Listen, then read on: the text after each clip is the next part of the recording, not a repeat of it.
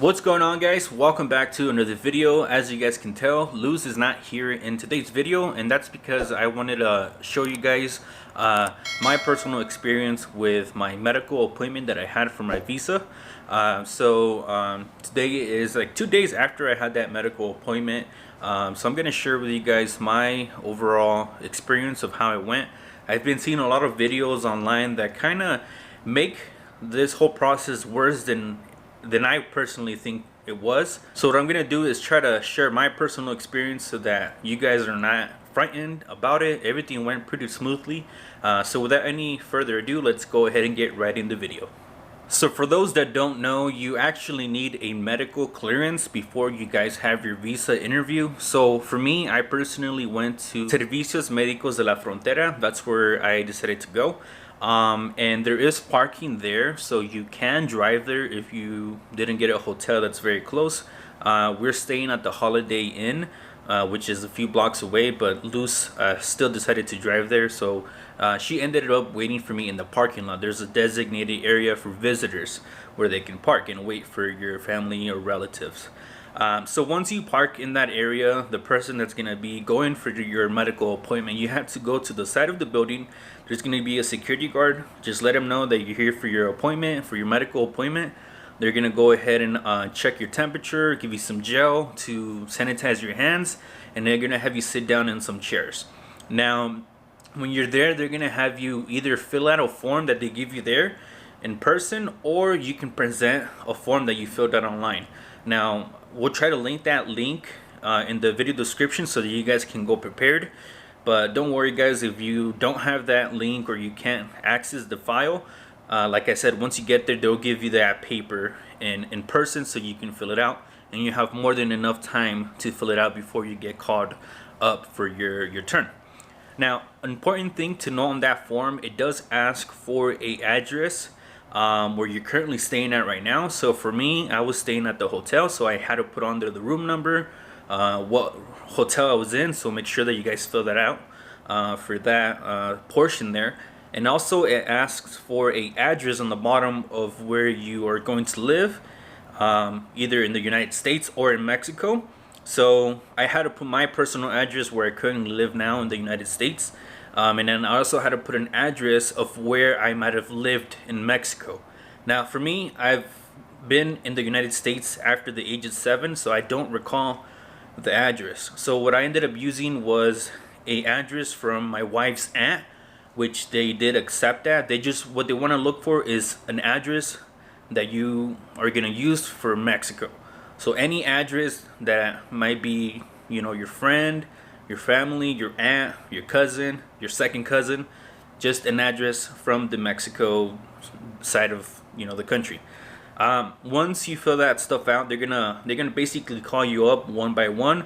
They're gonna go ahead and take your picture. They're gonna put a bracelet on you, a barcoded bracelet, and then they're gonna ask you to walk off to the side where you're gonna hand your passport, that form that you filled out, your demographic information. And then they're gonna ask you for the DS-260 that they're gonna ask you for. So your paper that you filled out when you get there, your passport, your DS-260 they're gonna ask for, and they're just basically gonna register you in the clinic. They're gonna put all your information there so they can create a chart for you. Once they finish doing all that for you and you're set to go, they're gonna have you step off to the side. They're gonna make you leave a urine sample, and when you're there, they're gonna scan your barcode on your hand, and you'll leave that urine sample. Once you're done leaving that urine sample, they're gonna direct you to go get an X-ray. So everybody needs to get an X-ray. So that'll be off to the right. For males, it was a lot quicker. Females, you guys had to wait a little bit longer. So for me, it was really fast to get through that process. But basically, they ask you to remove your shirt, any metal on you, and they just basically do a chest X-ray. If you guys have done a chest X-ray, it's fairly simple and quick. After they did the chest X-ray, I had to go upstairs. So they tell you go to the side, and they make you walk upstairs some stairs, and then you're gonna go to the lab. Now in the laboratory, that's when they're gonna draw your labs and all that stuff. So they only check for one tube.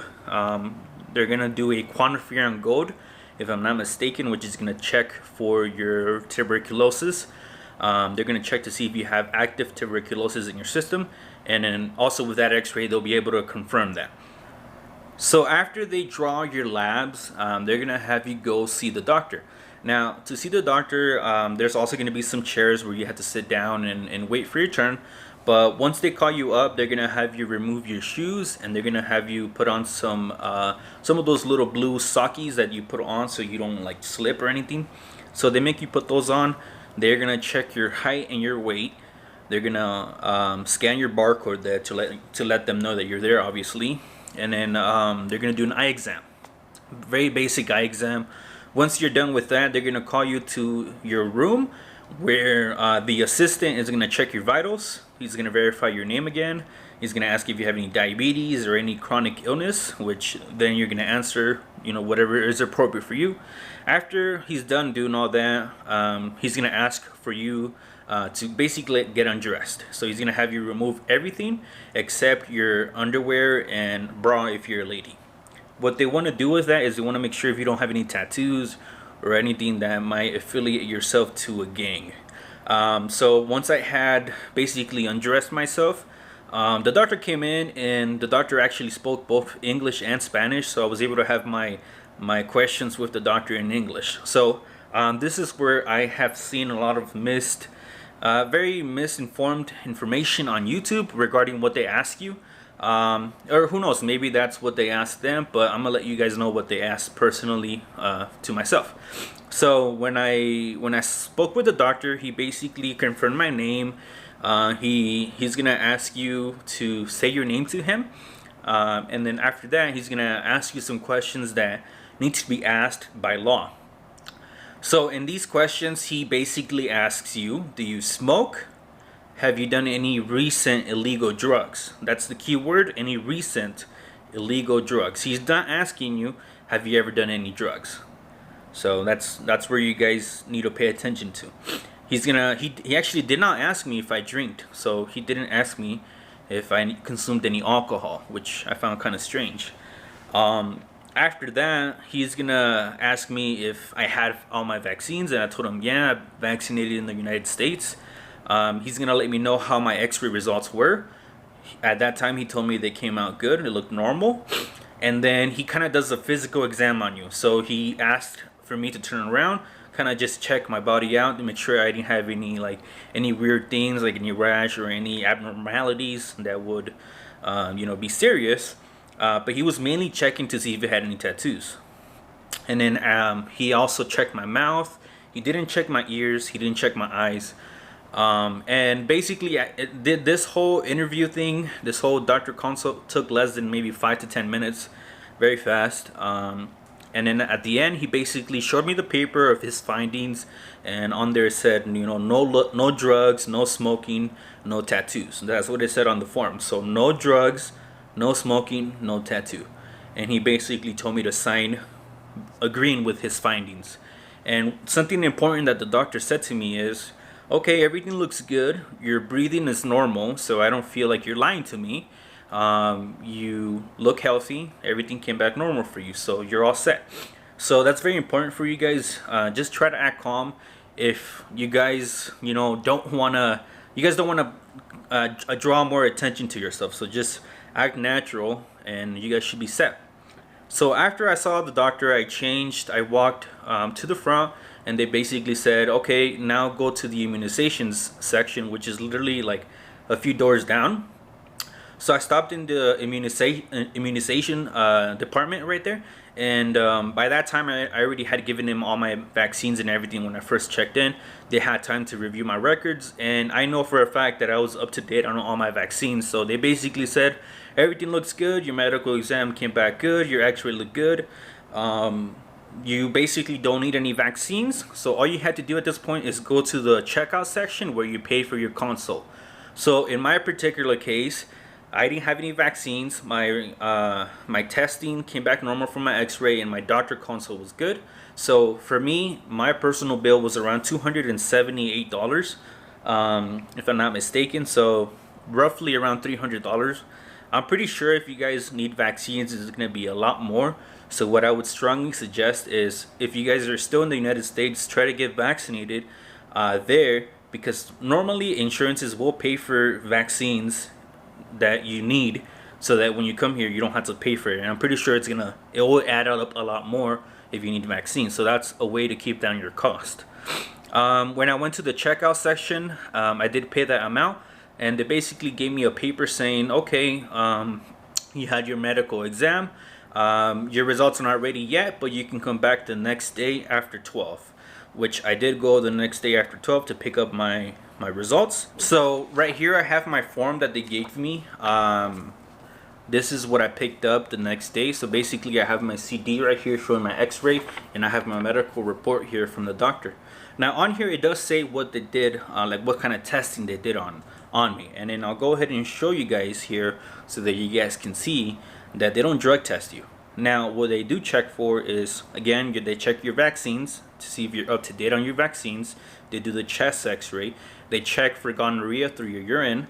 They also check syphilis through your urine, and then they also do a mental health report and medical exam. Now that's about it. There's no mention on here that I gave a consent for any drug test. So if you guys do drugs, try not to overthink it, but you shouldn't do drugs. I'll go ahead and show you guys here if it focuses.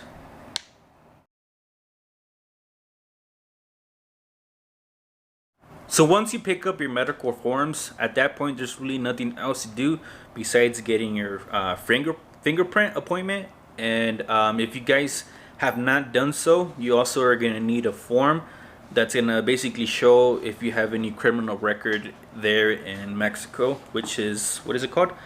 The Carta de no antecedentes penales. Carta de no antecedentes penales. So you're gonna, I've been seeing a lot of information that you don't need this, but I did want to get that just in case they ask. Now I'll make a separate video on how to get that letter. So make sure you guys stay tuned to Luz's channel so that you guys can get more information. And I hope you guys found this video entertaining. If you guys have any questions regarding the video, make sure to comment down below, and I'll try to answer those questions that you guys have to the best of my knowledge. So if you guys did like the video, make sure to give it a thumbs up. Consider subscribing for more videos like this. Hopefully not, but it was very useful for me to see other people its experiences. So I'm hoping that this video is helpful for you guys as well. So I'll see you guys all in the next one.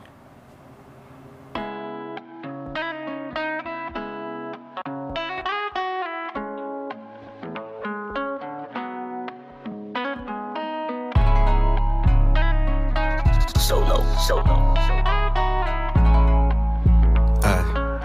Look,